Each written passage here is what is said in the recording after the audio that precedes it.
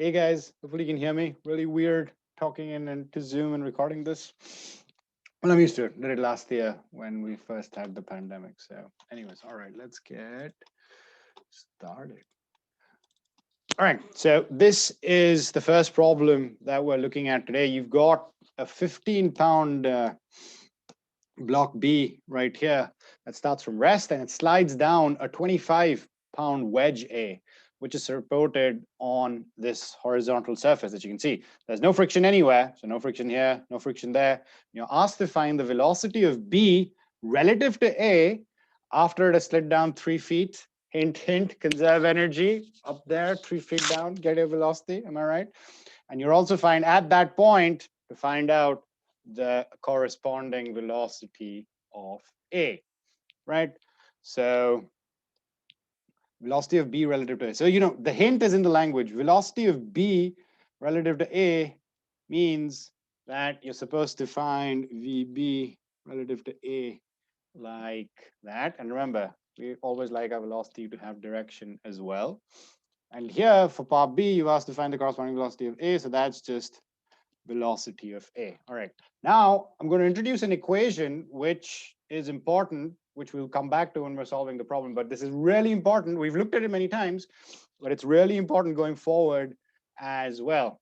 This equation basically says that the velocity, the absolute velocity of something when it's on top of something and it's moving relative to something else is equal to that relative velocity relative to that other thing plus the absolute velocity of that thing. And the way that I remember it is the first one has a B over A and the next one has to have the same A, right? So this could be V of B over C plus VC, right? So if you have a point which is moving, it applies to any point. And this expression, really, really important. And this is basically, it just comes from vector algebra, right? So it just comes from the fact that, our A is going to be moving absolutely horizontally, right? We know VB of VB relative to A is going to be on this incline, right? So we know that as well.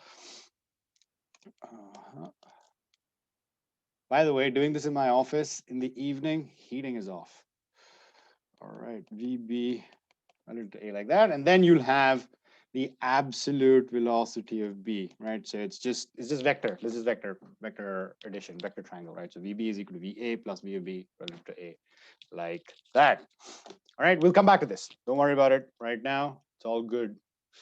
I'll just put something else here that angle is equal to 30 degrees. All right, okay. So you're asked to find velocities after something is slid down, something else, change in position. What's the velocity? Starts from rest. Boom. First thing to do, it is the conservation of energy. So the conservation of energy states, so we have principle of conservation of energy. Right, so initial kinetic energy plus initial potential energy is equal to the position that you're interested in plus the potential energy that you're interested in. So starting from rest, sliding down, what is the initial kinetic energy? Nothing's moving initially, everything's zero. It starts from rest, right? And if we basically choose, so let's see here. So if we have, this is our wedge. So you have, oh, all right, drew that terribly, right? Like that over there. So this is your position 0, everything's at rest, right? And then for your position 1,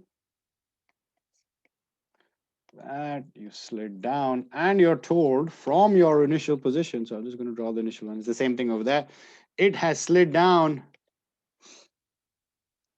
a distance d. All right, so if I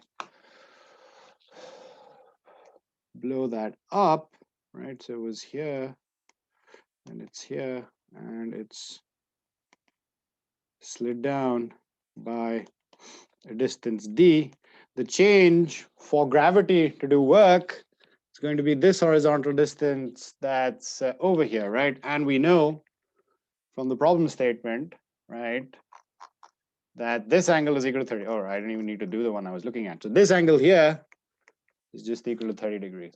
So this is the hypotenuse, right? This is 30 degrees. What is this length going to be? Quickly, this was a quick one, right? This is going to be same side is cosine, opposite side is sine. So this is going to be, I can't believe I just said quickly, expecting people to respond when there's no one here. I'm talking to myself. It's the distance. All right. Anyways, the point of doing this is that if you choose your datum over there, it's just gone down, right? And it's gone down, it's going to be negative. So you can clearly see where I'm getting at. You can just simply write that your V1 is what's the mass of this guy? It's B, right? So your V1 is just going to go, datum slides down. That's why, because it's the datum is there, that guy is also going to be 0, goes down. So that's going to be minus MBG, so that's the weight, times d sine theta.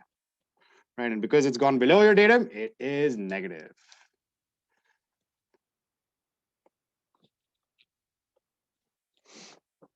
Good stuff. And here everything is known, right? So this energy you can find out straight away, right? So we've not come across the energies and the unknowns yet. All right. Well, looks like I'll be back.